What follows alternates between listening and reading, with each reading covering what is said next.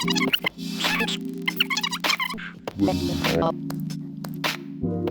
everybody.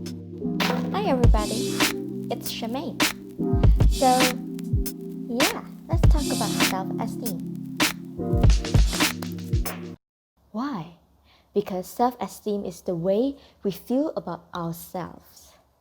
So, if you don't feel good about yourself, of course you will live in misery.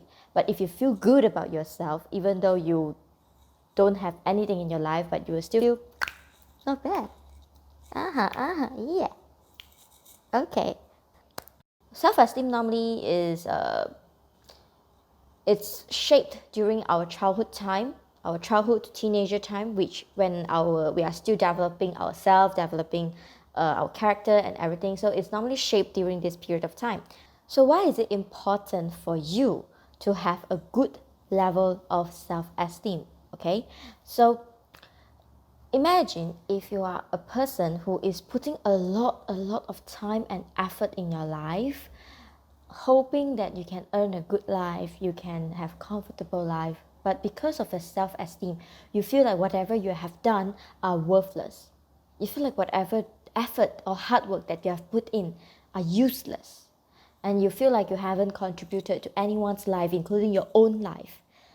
How would it be? It will be very miserable. So it will be very sad because it feels like you have done a lot, but because of your self-esteem, you think that you have done nothing, which in fact is truly wrong.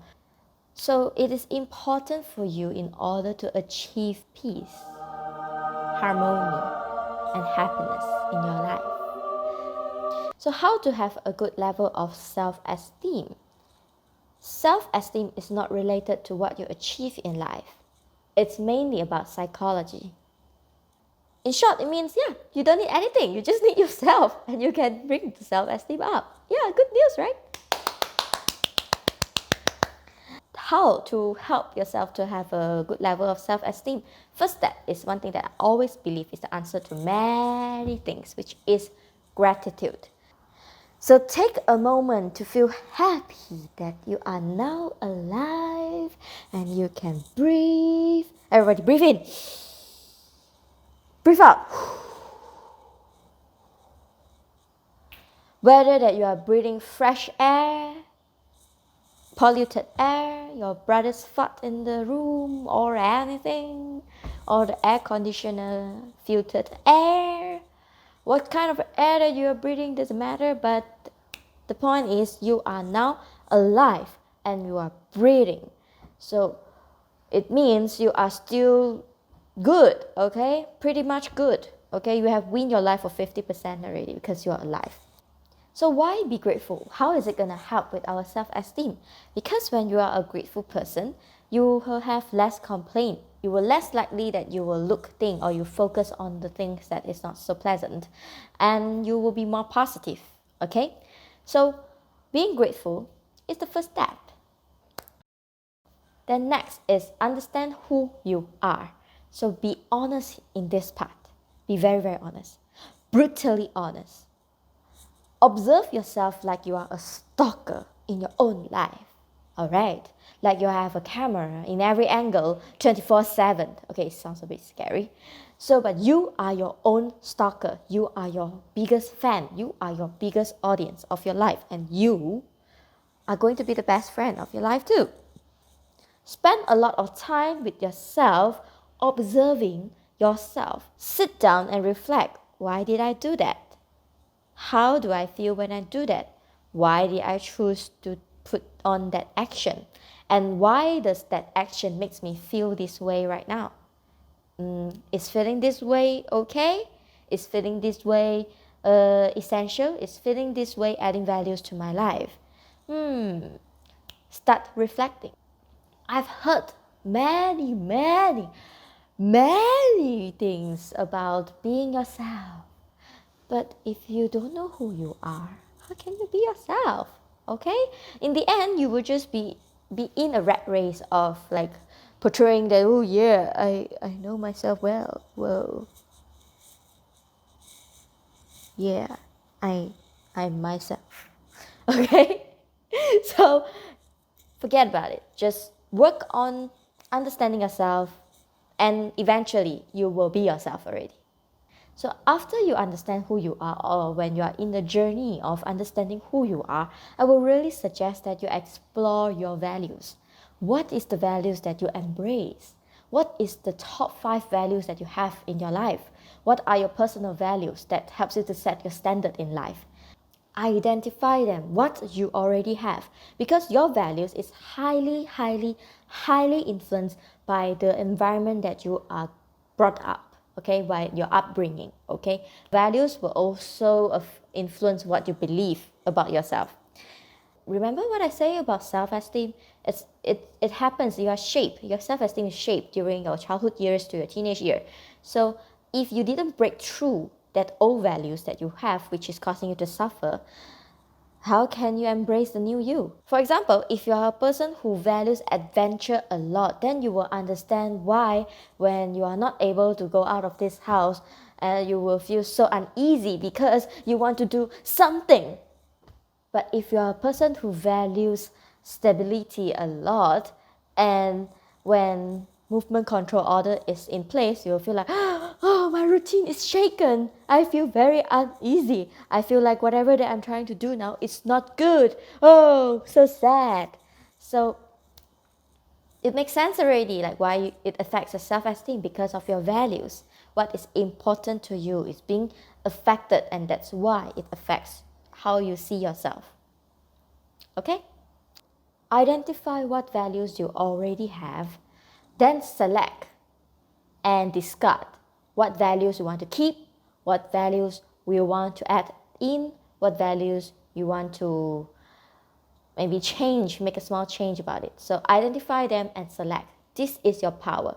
You can decide, you can select. So next is power of language. So I believe this one I don't have to say much. Positive language do a difference, do a lot of difference in your life. But it doesn't mean you keep repeating the good positive language without believing in them. Okay? So when you are understanding who you are, understand that. Set your expectation, set your mind that you are a project in the making. You are not final yet. You are not the final product of your life yet. So if there is parts that is not enough, if there's part that is not good enough, if there's part that is not perfect, it is totally okay, because you are able to make changes to it. You are the director. You can edit this project. It is not final. So when there is things to change in your life, when there are parts that you don't feel good enough, it's all right. It's a good to know that I'm not good at this. So this is how you can use positive language. Next, also related to positive language, is be open-minded and feel uncomfortable. Be open-minded and feel uncomfortable. After that, think about it with your positive language, with your values, with your understanding to yourself.